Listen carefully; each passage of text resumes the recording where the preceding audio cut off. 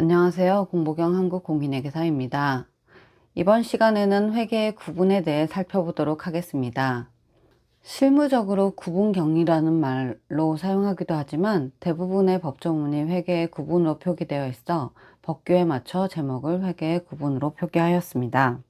회계의 구분, 즉 구분회계란 특정 목적이나 기능에 따라 재무정보를 별도로 분리하여 관리하는 회계 방식을 의미합니다.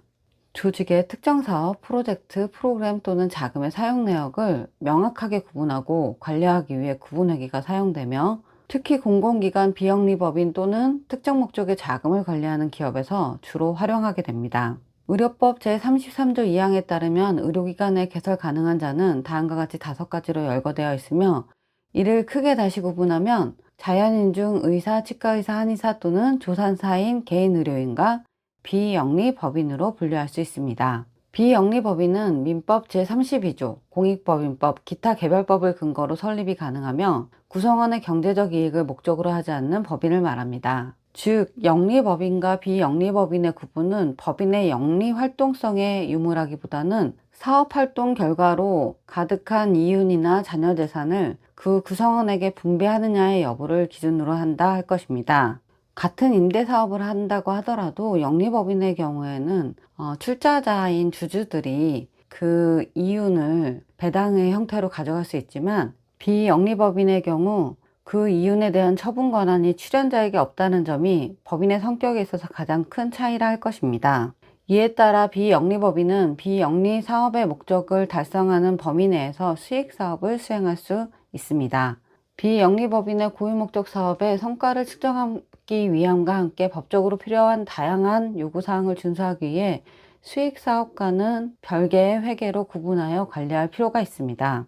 회계의 구분, 즉 구분회계의 법적 근거들을 살펴보면, 먼저 100병상 이상의 병상을 운영하는 병원급 의료기관은 의료기관 회계기준규칙 제3조에 따라 구분회계를 하도록 하고 있으며, 법인세법에서는 비영리법인이 수익사업을 하는 경우 제113조 제1항에 따라 비영리법인은 수익사업 회계와 수익사업이 아닌 그 밖의 사업에 속하는 것, 즉 기타의 사업으로 구분하여 기록하도록 규정하고 있습니다. 사립학교는 사립학교법 제6조에 따라 수익사업에 관한 회계는 해당 학교법인이 설치 경영하는 사립학교의 경영에 관한 회계와 구분하여 별도의 회계로 격리해야 한다고 규정하고 있습니다. 사립학교법 제29조에 따라 학교법인의 회계는 학교회계와 법인회계로 구분하여야 하며, 만약 부속병원이 있는 경우 학교회계는 교비회계와 부속병원회계로 구분해야 합니다. 수익사업이 있는 경우 법인회계는 일반회계와 수익사업회계로 구분하여야 한다고 규정하고 있습니다. 다음으로 사회복지법인 및 사회복지시설 재무회계규칙 제6조에 따르면 사회복지법인 및 사회복지시설의 회계는 법인의 업무 전반에 관한 회계인 법인회계와 시설의 운영에 관한 회계인 시설회계, 그리고 법인이 수행하는 수익사업이 있는 경우 수익사업에 관한 회계인 수익사업회계로 구분하여 규정하고 있습니다. 공익법인의 설립 운영에 관한 법률 시행령 제23조에 따르면 법인의 목적사업 경영에 따른 회계인 목적사업 회계와 수익사업 경영에 따른 회계인 수익사업 회계로 구분하여야 한다고 규정하고 있습니다. 이처럼 다양한 법령에 따라 재원이나 목적 등에 따른 회계의 구분은 법적으로 의무화되어 있는 것을 알 수 있습니다. 앞에서 살펴본 것처럼 100병상 이상의 병원급 의료기관을 운영하는 경우에는 의료기관 회계기준규칙 제3조에 따라 병원의 개설자가 법인인 경우에는 법인의 회계와 병원의 회계를 구분하도록 하고 있습니다. 이 사례를 살펴보기 위해 녹십자 의료재단의 감사보고서를 살펴보면 다음과 같이 목적사업 부문과 수익사업 부문, 그리고 이를 합산한 합산재무제표가 작성되어 있는 것을 알 수 있습니다. 의료기관 회계기준규칙 제3조 2항에 따르면 법인이 2 이상의 병원을 설치 운영하는 경우에는 각 병원마다 회계를 구분하여야 한다라고 규정하고 있으며, 이에 대해 재무제표 세부 작성 방법 6 주석에서는 의료기관 회계기준규칙 제3조에 따른 회계 구분 내역을 주석으로 기재하도록 하고 있습니다. 사례를 살펴보면 병원을 2 이상 운영하고 있는 법인의 경우 다음과 같이 주석으로 작성해서 공시하고 있는 것을 알 수 있습니다. 그렇다면 개인 의료인이 개설한 의료기관은 구분회계 대상이 아닌가? 라는 의문을 가질 수 있습니다. 흔히 얘기되는 1인 1개소법, 즉 의료법 제33조 제8항에 따르면 의료인은 어떠한 명목으로도 둘 이상의 의료기관을 개설 운영할 수 없다고 규정되어 있으며, 만일 이를 위반한다면 의료법 제64조 제1항에 따라 개설허가의 취소 또는 의료기관 폐쇄를 명할 수 있습니다.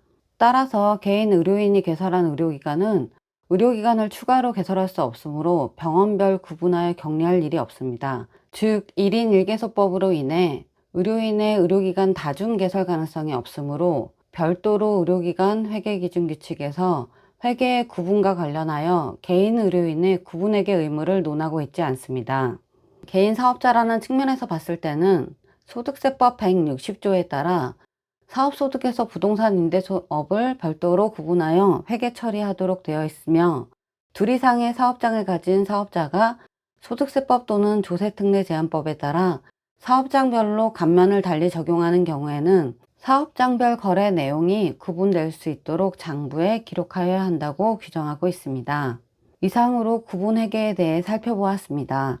의료기관 회계 기준을 중점으로 살펴보겠지만, 관련된 세법 등 타법이 있는 경우에 이에 대해서 같이 살펴봄으로써 전반적인 시야를 넓히는 것이 병원의 업무를 수행함에 있어서 유용할 것입니다. 앞으로 의료기관 회계 기준과 관련하여 주기적으로 교육을 진행할 예정이오니 교육공지 참고해서 많이 신청해 주시면 감사하겠습니다.